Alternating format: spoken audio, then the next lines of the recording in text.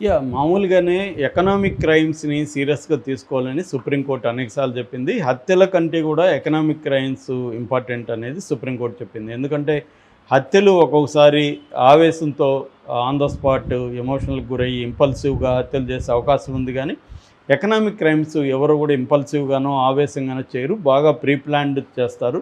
ప్రజల ఆస్తిని ప్రీ ప్లాన్డ్‌గా నాశనం చేసే వాళ్ళని సీరియస్‌గా తీసుకోవాలి. ఇది ఒక పెద్ద బెడదలాగా ఇండియాలో తయారైందని సుప్రీంకోర్టు అనేకసార్లు చెప్పింది. ఎకనామిక్ క్రైమ్స్‌ని సీరియస్‌గా తీసుకోవాలి. అలాగే ప్రజాప్రతినిధులు, ప్రజలు ఎన్నుకున్న ప్రజాప్రతినిధుల మీద విపరీతంగా కంప్లైంట్స్ ఉన్నాయి. ఈ అవినీతి కావచ్చు, అక్రమాలు కావచ్చు జరుగుతున్నాయి. ఫైనాన్షియల్ ఫ్రాడ్ కావచ్చు, ఎకనామిక్ అఫెన్సెస్ కావచ్చు జరుగుతున్నాయి. కాబట్టి ప్రజాప్రతినిధుల మీద కేసుల్ని సీరియస్‌గా తీసుకోండి అని సుప్రీంకోర్టు అనేకసార్లు చెప్పింది.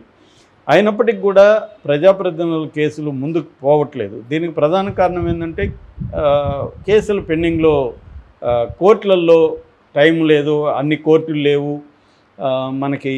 సో దాదాపు 5 కోట్ల కేసులు పెండింగ్లో ఉన్నాయి. సుప్రీంకోర్టులో 55,000 నుంచి 60,000 కేసులు పెండింగ్లో ఉన్నాయి. వీటికి తగిన యంత్రాంగం లేదు.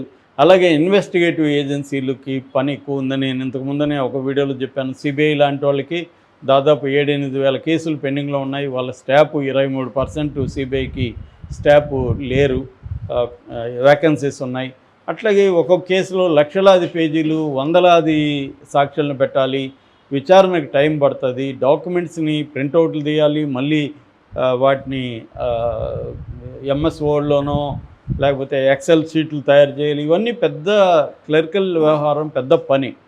సో మనకు సినిమాలో చూపించినట్టు ఏమి ఉండదు. ఇదంతా చాలా ఓపిక్గా నైట్ అండ్ డే పని చేయాల్సిన వ్యవహారాలు ఉంటాయి.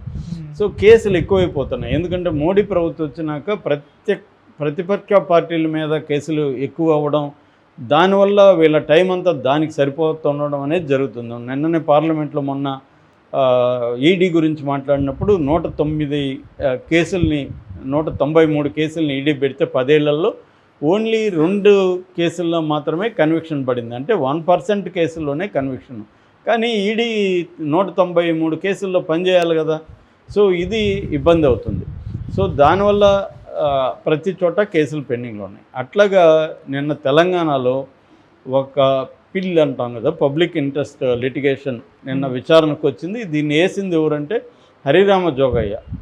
ఆయన ఒకప్పుడు ప్రజారాజ్యం, అంతకుముందు కాంగ్రెస్, దాని తర్వాత జనసేనలో ఉండి ఆయన బయటకు వచ్చాడు. ఇప్పుడు కూడా వాళ్ళ కొడుకు జనసేన. సో ఆయన జగన్ మీద ప్రత్యేకంగా ఆయన వేసింది ఏమంటే, జగన్ మీద కేసులు ముందుకు కదలట్లేదు, సీరియస్గా తీసుకొని రోజువారీ కదలాలని ఆయన వేశాడు. ఇదే విధంగా రఘురామకృష్ణరాజు కూడా సుప్రీంకోర్టు వాళ్ళకి వెళ్ళాడు. సుప్రీంకోర్టు మీరు తెలంగాణ కోర్టులను చూసుకోండి అనింది. సో ఈ అనేక మంది జగన్ మీద వేయిస్తున్నారు. సో రఘురామతో పాటు ఈయన వేశాడు. ఈయన పిటిషన్ ఎవరిది, Harirama Jogaiah public interest litigation petition నిన్న విచారణకు వచ్చింది. నిన్న హైకోర్టు విచారించింది. ఆయనది ఒకటే కాకుండా హైకోర్టు మొత్తంగా 309 ప్రజాప్రతినిధుల కేసులు పెండింగ్లో ఉన్నాయి తెలంగాణలో. సో హైకోర్టు ఏం చేసిందంటే వీటన్నిటినీ నిన్న విచారించి తెలంగాణ గవర్నమెంట్కి ఒక డెడ్ లైన్ పెట్టింది. మార్చి 31, 2025 వరకు ఎన్ని కేసుల్లో ఏ పురోగతి ఉందో నాకు రిపోర్ట్ ఇవ్వమని అడిగింది. ఇమ్మీడియట్గా రిపోర్ట్ ఇవ్వమంటే వీళ్ళు ఇవ్వలేరు కదా ఎలాగో. అందుకని తెలంగాణ ప్రభుత్వం తరపున అడ్వకేట్స్ మాకు టైం ఏంటి అని అడిగారు. సరే అని 4 వారాలు టైం ఇచ్చింది. సో జగన్ ఈ నేపథ్యంలో జగన్ కేసులను కూడా హైకోర్టు అడిగింది. మన ట్రయల్ కోర్టు, సిబిఐ కోర్టుకు కూడా రోజువారీ విచారణను మీరు జరిపించండి అనేది చెప్పింది. సో ఇది కానీ నిజంగా ఇది ఇప్పుడే చెప్పింది కాదు, గతంలో కూడా సిబిఐకి ఇక్కడ తెలంగాణ హైకోర్టు చెప్పింది జగన్ కేసుల్ని రోజువారీ విచారించమని. కానీ అది అనుకున్నంత ఈజీ కాదు. నేను ఇందాక చెప్పినట్టుగా సిబిఐకి దాని తలనొప్పులు దానికి ఉన్నాయి, దాని లిమిటేషన్స్ దానికి ఉన్నాయి. అట్లాగే కోర్టులకి వాటి లిమిటేషన్స్ ఉన్నాయి. సో వీళ్ళు అందుకనే ఇక్కడ ఏంటంటే నేరం చేసిన వాళ్ళు తప్పించుకోగలుగుతున్నారంటే మన వ్యవస్థలో ఉండే లిమిటేషన్స్. అవి వ్యక్తులుగా ఎవరిని మనం నిందించలేం. వ్యవస్థలో మన జనాభాకు సరిపోయే కోర్టులు లేకపోవడం కానీ, మిగతా ఇన్వెస్టిగేటివ్ ఏజెన్సీల బలంగా లేకపోవడం కానీ, తప్పుడు కేసులు ఎక్కువగా కోర్టులను ఆక్యుపై చేసేయడం కానీ కనిపిస్తుంది. ఇప్పుడు చూస్తే ఆంధ్రప్రదేశ్లో విపరీతంగా ప్రతిపక్షాల మీద వేధింపుల కేసులు పెట్టేస్తున్నారు. కోర్టులు వాటి టైం అంతా వాటితో నిండిపోతుంది. మిగతా కేసుల్ని చూసే పరిస్థితి లేదు. అలాగా రకరకాల కారణాలతో ఇవి పెండింగ్లోకి వచ్చేస్తున్నాయి. జగన్కి ఏమన్నా జరుగుతుందా అని ఇప్పుడు అందరూ అనుకుంటున్నారు. ఏంటంటే ఇప్పుడు చంద్రబాబుని జగన్ 53 రోజులు జైల్లో పెట్టాడు కాబట్టి జగన్ని ఖచ్చితంగా ఈ ప్రభుత్వం, కూటమి ప్రభుత్వం జైలుకి పంపిస్తారని ఎక్కడ పోయినా అడిగేది అది. జగన్ జైలుకి పోతాడా అని అడుగుతారు. జైలుకి పోవడమే కాకుండా జగన్ జైలుకి పోతే కూడా చాలామంది సాటిస్ఫాక్షన్ ఉండదు. జైలుకి పోతే ఏముంది, మళ్ళీ వస్తాడు. కాబట్టి అతనికి కన్విక్షన్ పడాలనేది ఎక్కువ మంది తెలుగుదేశం అభిమానుల కోరిక. ఏంటంటే జగన్కి శిక్ష పడాలి. జైలుకి పోతే ఏముంది, బయటకు వస్తాడు, సింపతి కూడా రావచ్చు. జైలుకి పోతే దానివల్ల ఏం జరగదు. ఇప్పుడు చంద్రబాబు జైల్లో 53 రోజులు ఉన్నాడు హాయిగా. ఆయనకి ఏమైంది, లాభమే జరిగింది, నష్టమేం జరగలేదు. రేపు జగన్ కూడా జైలుకు వెళ్ళొస్తే జగన్కి మంచి జరుగుతుంది తప్ప నష్టమేం జరగదు. కాబట్టి ఏ కేసుల్లో జైల్లో పెట్టినా నెల 2 నెలల్లో జగన్ బయటకు వస్తాడు. ఎందుకంటే వాళ్ళు పోసానిదో ఇంకోటిలాగా చిన్న చిన్న అడ్వకేట్లను పెట్టరు కదా. జగన్ వచ్చేసరికి మళ్ళీ సుప్రీంకోర్టులో టాప్ అడ్వకేట్లని, ముక్కల రోహిత్కి లాంటి అడ్వకేట్లని పెడతారు అక్కడ. కాబట్టి వాళ్ళు గట్టిగా కృషి చేసి బెయిల్ తెచ్చేస్తారు. కాబట్టి దానివల్ల ఉపయోగం ఉండదు. జగన్కి కన్విక్షన్ పడాలి. కన్విక్షన్ పడాలంటే కొత్తగా ఇప్పుడు పెట్టే కేసుల్లో కన్విక్షన్ అనేది కష్టం. ఆల్రెడీ 11 ఏళ్ళుగా జగన్ బెయిల్ మీద ఉన్నాడు కాబట్టి జగన్ బెయిల్ని రద్దు చేయించాలనేది ఎక్కువ మంది టార్గెట్.